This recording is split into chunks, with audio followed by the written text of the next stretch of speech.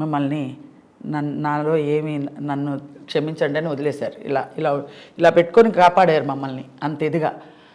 ఆయన బతుకున్నంత వరకు మాకు లోటుపాట్లు ఏవీ తెలియదు. ఆయన ఎప్పుడైతే ఇలా వదిలేశారో నాకైతే మాకందరికీ అయోమయం, గందరగోళం.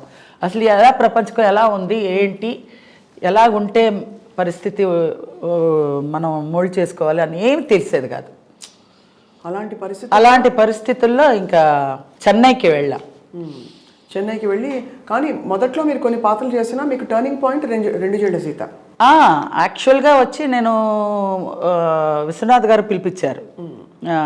అదే పిక్చర్కే ఫోటోలు అడుగుతున్నారంటేనే ఈ కథ అంతా వచ్చిందనమాట. సినిమాల్లో చేయకూడదు, చేయడం ఎందుకమ్మా, వద్దు, అది అన్ని ఆర్గ్యుమెంట్స్ అన్నీ జరిగినాయి. ఫొటోసు పంపిస్తే ఆయన ఏమన్నారంటే మూవీ టెస్ట్లు అంటారు కదా, దానికి రమ్మన్నారు. అప్పుడు శంకరాభరణం సినిమా జరుగుతుంది. రైల్వే సీన్ చేస్తున్నారు స్టేషన్లో. రైల్లో మంజు భార్గవ్ గారు కూర్చొని ఏదో డైరెక్షన్ అంతా చెప్తుంటే నేను రాగానే నాది ఒక చిన్న బిట్టు ఆయన ఎక్స్ప్లెయిన్ చేశారు. అమ్మ ఇలా జనాలు ఉంటారు, ఏం లేరు జనాలు లేరు, జనాలు ఉంటారు, అలా ఉంటారు, వాళ్ళని ఎత్తుక్కుంటూ మీ వాళ్ళు ఉన్నారా, ఎక్కడ వచ్చారా చూసి అలా వచ్చారా అనగానే మూవ్ అవుట్ అన్నారు. ఏమీ తెలీదు, ఆయన ఎలా చెప్పారో అలా చేసేసాను. ఓకే అనేసారు. శుభోదయం సినిమాకి ఓకే అయిపోయాను హీరోయిన్గా. కొబ్బరికాయ కూడా కొట్టాను నేను, చంద్రమోహన్ గారు అంతా కొబ్బరికాయ కొట్టి పూజ హీరోయిన్గా బుక్ చేసేసారు. అన్నీ అయిపోయింది. మా నాన్నగారు పోయారు ఇక్కడ. ఇంకా పోవడంతో ఇటు వచ్చేసాం.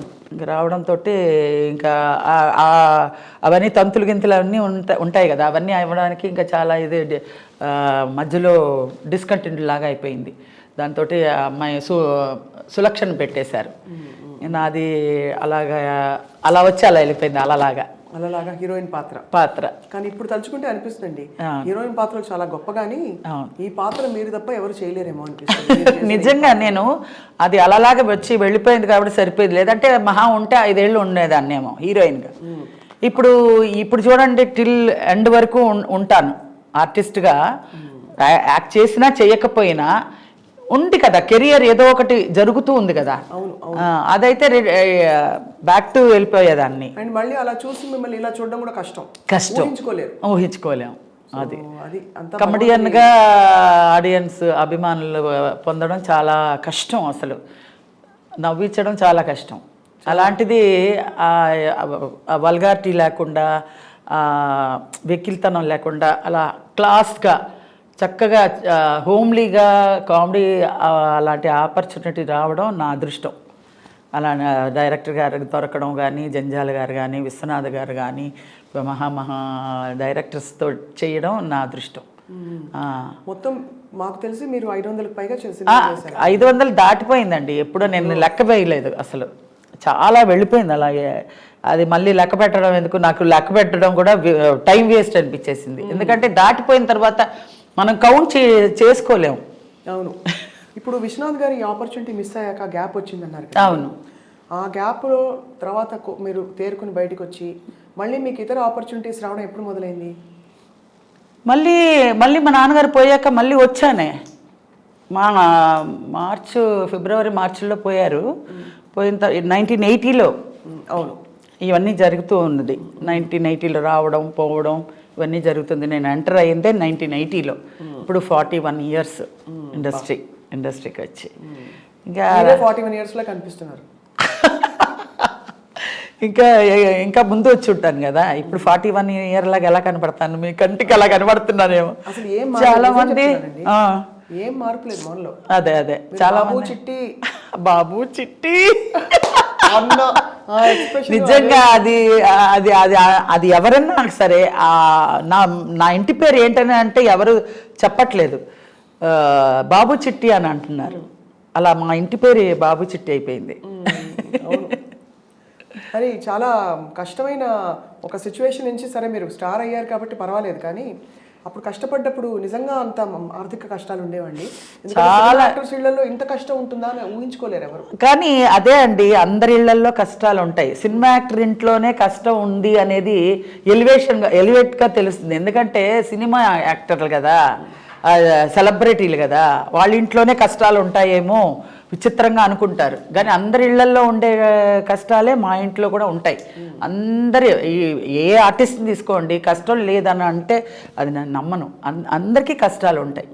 కష్టాలు లేనిది ఇప్పుడు పగలు ఆర్టిస్టులకు మాత్రమే పగలు ఉంటుంది రాత్రి ఉండదు అని అంటే ఏమైనా అర్థం ఉందా?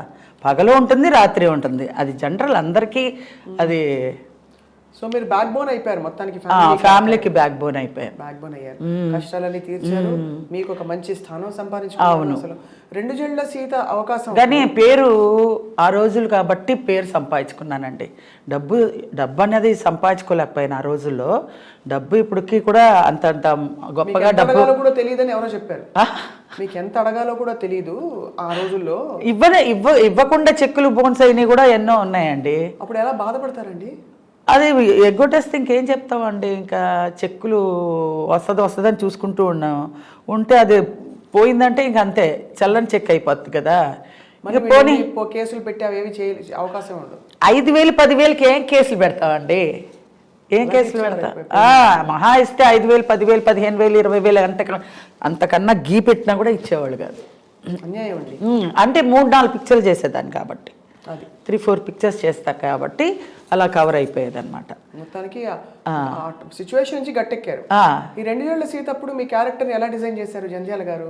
అదే సేమ్ ఓల్డే, సేమ్ మాలోకం అంటే అలాగే ఉండేదాన్ని. ఇట్రా అంటే అటే లేదాన్ని, అంటే ఏంటమ్మా అసలు ఇను అంటే వినేదాన్ని కాదు, రెడీ అనేదాన్ని. అసలు మైండ్కి ఎక్కిందా అంటే ఎక్కింది అనేదాన్ని. ఏంటంటే ఏంటండి అనేదాన్ని. అసలు ఏమి అర్థమయ్యేది కాదు. అందరు పొలమని నవ్వేవాళ్ళు అనమాట. ఇదంతా చూసి ఇదేదో బాగానే ఉందనేసి ఆయన పేపర్ మీద రాసేస్తూ ఉన్నాడు. సీన్లు అలా పెరిగిపోయింది. ఫస్ట్ నేను చిన్న క్యారెక్టర్కే వచ్చానండి. 2 జేళ్ల సీతలో చిన్న క్యారెక్టర్. ఒక ఎదురిల్లు, అందులో మొగుడు పెళ్ళాలు ఉంటారు, సుత్తివేలు నేను. ఆ ఎదురింట్లో ఒక 4 బాయ్స్, ఒక కుర్రాళ్ళు, వయసుకి వచ్చిన కుర్రాళ్ళు, మంచి కుర్రకార అంటారు కదా ఆ పిల్లలు. ఈ ఇంట్లో ఎవరన్నా వయసు అయిన అమ్మాయిని పెడితే మనం లైన్ వేసుకోవచ్చు కదా అనుకుని మమ్మల్ని ఎలాగైనా ఖాళీ చేయిద్దామని వాళ్ళ ఒక ఇది. సరే అని మమ్మల్ని ప్లాన్ చేసి ఎలాగ వీళ్ళని ఖాళీ చేయించాలి అనే మొగుడికి అనుమానం, చాలా అనుమానం భర్త.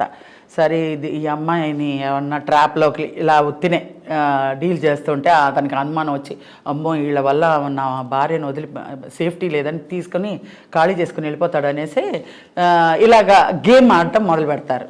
గేమ్ ఆడటం మొదలు పెట్టేసరికి అది ఒక సీనే, ఒక సీన్లో బిసాన్ని చుట్టుకుని మేము వెళ్ళిపోవాలి ఆ సీను. అలాంటిది అది డే బై డే అక్కడ జనాలందరూ చూసి నవ్వుతూ ఉన్నారు, బాలే ఉంది అనేసి. ఇప్పుడు అతను చాలా పీక్కి వెళ్ళిపోద్ది అనమాట వీళ్ళ గోల. అతను అంటాడు, చిచ్చి నీకు బుద్ధి రాదే, నువ్వు బయట పో అని మెడపెట్టి గెంటేస్తే, నన్ను గెంటేస్తే వాళ్ళు 4 కుర్రాళ్ళు వచ్చి ఏంటండి అలా అంతా చేయకండి అది ఇదేని అంటే, సరే లోపల తగలడు అని అంటారు. ఆ డైలాగులన్నీ ఉన్నాయండి. లోపల తగలాడు అంటే, చూసారా బాబు మీ వల్ల మా ఆయనతో ఎంత పోట్లాడితో తెచ్చిపెట్టిందో, మళ్ళీ మధ్యాహ్నం ఇంకో కథ చెప్పండి అని చెప్పి మళ్ళీ వెళ్ళిపోతాను. ఇంక వీడికి బుద్ధి రాదు దీనికని దెబ్బ గోడకి గుద్దుకుంటాడనమాట. అది చూసి నవ్వుతూ ఉంటారు జనాలు. సరే రాసేస్తూ ఉన్నారు. నా అదృష్టం అంతే, ఆ సీన్లన్నీ బాగా వచ్చి ఒక సీన్కి టిల్ ఎండ్ క్లైమాక్స్ వరకు నేను ఉండేలాగా వచ్చింది. దాంతో ఆశ్చర్యంగా అవార్డు వేరే వచ్చింది.